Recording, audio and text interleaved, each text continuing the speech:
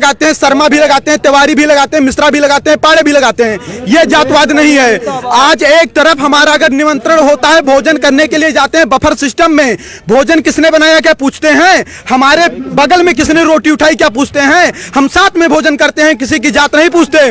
हम एक कॉलेज में जब एक मिनट ध्यान से, जब हम कॉलेज में एडमिशन लेते हैं और किसी भी बच्चे से मित्रता करते हैं तो उसकी जात नहीं पूछते।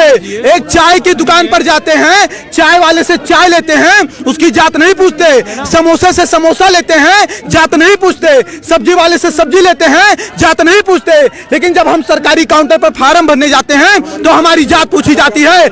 हम पाड़े हैं तो 500 देंगे और हम पासवान हैं तो 50 रुपया देंगे, फिर चाहे पापा देंगे, फिर चाहे पासवान रामविलास पासवान का लड़का हो और फिर पांडे चाहे मनरेगा में काम करने वाले का लड़का हो। जातवाद कौन कर रहा है? एक पूछना है तो पूछिए, आप पूछिए प्रश्न। क्या बेनिफिट होगा अगर ये खत्म हो जाएगा? देखिए, बाबा साहब अंबेडकर ने कहा 10 साल के लिए रिजर्वेशन होना चाहिए। इस देश के चंद गद्दार नेता आज क्या कह रहे हैं कि आज 70 साल बाद बाबा साहब भी आ जाएंगे लेकिन आरक्षण नहीं खत्म होने देंगे। तो क्या वो बाबा साहब के सिद्धांत पर चल रहे हैं?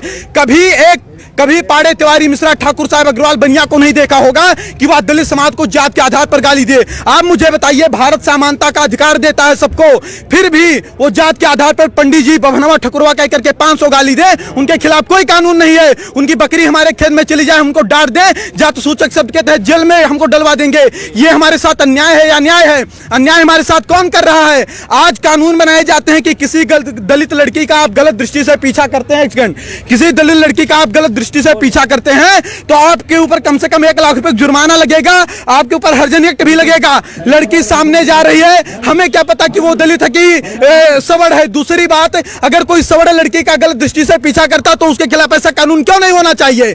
यह भेदभाव हो रहा है कि नहीं हो रहा है? आज मैं स्वयं 8वीं क्लास में पढ़ता था, मैं 1.5 साल का था, तभी हमारे पिताजी खत्म हो गए थे। 300 रुपया फीस जमा करना था, गुरुजी ने कहा बेटा नहीं जमा करोगे नाम काट देंगे। हमें फीस जमा करना था।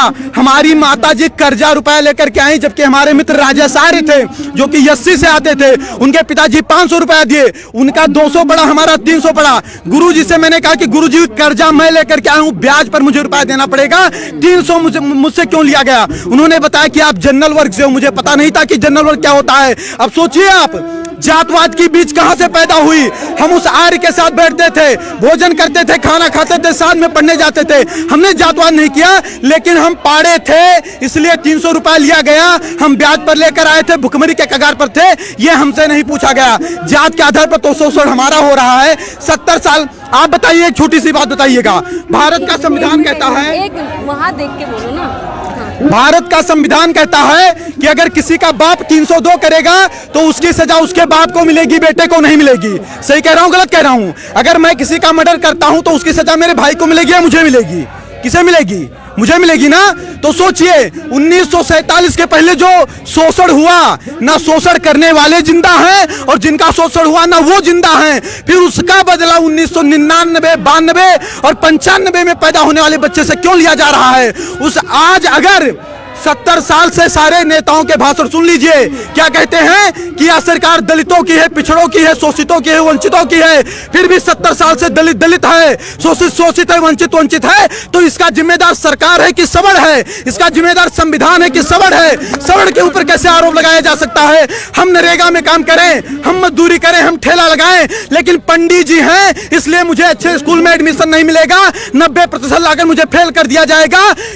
क्या मुझे इस देश में न्याय नहीं मिलना चाहिए? और अगर न्याय देने की क्षमता इस देश की सरकारें नहीं रखती हैं तो खुल करके कह दें कि आप इस देश के नागरिक नहीं हो, हमारे मताधिकार भी छीन लें। फिर क्यों कह रहे हैं, हमारे वोट क्यों ले रहे हैं वो लोग? SC/ST एक्ट का 10 महीने जेल है। अब आप क्या मांग रख रहे हैं अगर इन मांगों को नहीं माना जाए? हमारी मांग ये है कि देखिए, एक समय था, एक कालखंड था जब जातवादिता रही होगी। आज जातवादिता नहीं है। यहाँ जितने लोग आए, मैंने किसी की जात नहीं पूछी, सबसे हाथ मिलाया, नमस्ते प्रणाम किया। आज कोई ऐसा नहीं करता। अंतरजातीय विवाह, आपको पता होगा कि भारत का संविधान कहता है कि 18 साल की लड़की हो जाएगी तो स्वेच्छा से शादी करने के लिए वह निर्णय ले सकती है कि नहीं है? तो अब शादी अंतर जातीय करना है कि जातीय करना है, वो लड़कियों के ऊपर निर्भर है। बाप उस पर दबाव नहीं बना सकता है, उस पर आप हम पर भी प्रेशर नहीं बना सकती हैं। और आपको बता दूं, अगर अंतर जातीय शादी करने से जातवाद खत्म होता तो अम्बेडकर की वाइफ भी ब्राह्मण थी, वो क्यों नहीं ब्राह्मण हो गए अम्बेडकर जी? वो दलित के दलित क्यों रह गए? रामविलास पासवान ब्राह्मण क्यों नहीं हो गए?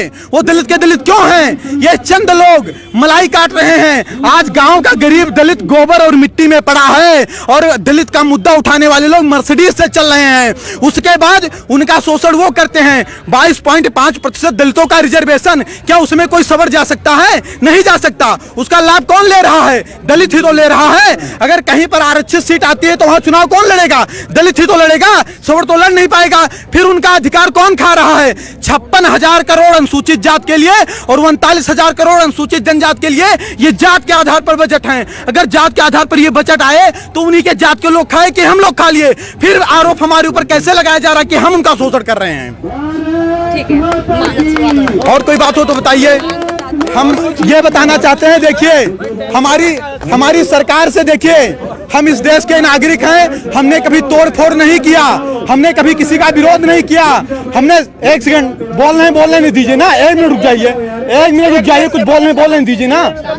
हमने कभी सरकार के खिलाफ आवाज नहीं उठाई, हमने कभी तोड़ फोड़ नहीं किया, हमने बस नहीं जलाए, हमने ट्रेन नहीं फूकी। हमारी मांग हमेशा शांति से रही है।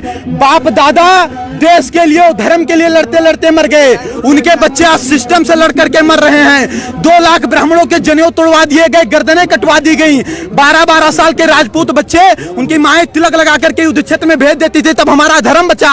हम देश और धर्म के लिए लड़ते लड़ते मर गए, हमारे बाप दादा मर गए, आज हम सिस्टम से लड़कर मर रहे हैं। क्या इसीलिए लड़कर मरे थे? हमारी मांग है कि राष्ट्रीय सोड़ आयोग का गठन हो, सभी में गरीबी होती है, जात के आधार पर आरक्षण न होकर आर्थिक आधार पर दीजिए और SC/ST एक्ट में जांच की व्यवस्था हो। क्योंकि अगर हमें अधिकार नहीं है जात सूचक शब्द के तहत किसी दलित को गाली देने की, तो किसी दलित को भी अधिकार नहीं होना चाहिए कि जात सूचक शब्द के तहत हमें गाली दें। बार बार कहते हैं 5000 वर्ष से शोषण किए हो, तुम यूरेशिया से आए हो, यूरेशिया चले जाओ। क्या इनके बाप का देश है? अगर इनके बाप का देश है तो मंगल पांडे जब गोली चला रहे थे तब कहां चले गए थे लोग? कहां चले गए थे लोग? सपोर्ट कर दिया, आना नहीं पड़ता यहाँ। और कोई बात होगी तो बताइएगा, हम अपने मुद्दे पर तटस्थ हैं और अगर कहीं किसी को समस्या होगी तुरंत बताइए। तो आपने देखा यहाँ पर जो है आरक्षण जो है जातिगत आरक्षण नहीं होना चाहिए, यहाँ पे मांग की जा रही है। नई दिल्ली के जंतर मंतर पर तमाम लोग आकर के यही कह रहे हैं कि जातिगत आरक्षण नहीं होना चाहिए और SC/ST एक्ट जो लगाया गया है, जो बनाया गया है, इसमें सुधार होना चाहिए। क्यों है कि इन सब चीज़ों को जो है सरकार इस पे सुनवाई करे, इस पे संज्ञान ले, जो ये मांग रहे हैं। और जेठेरी जी जो है रामलीला मैदान में उनका आमरण अनशन चलता रहेगा। जो इनकी मांगे हैं वह पूरी होनी चाहिए। इन्हीं मांगों के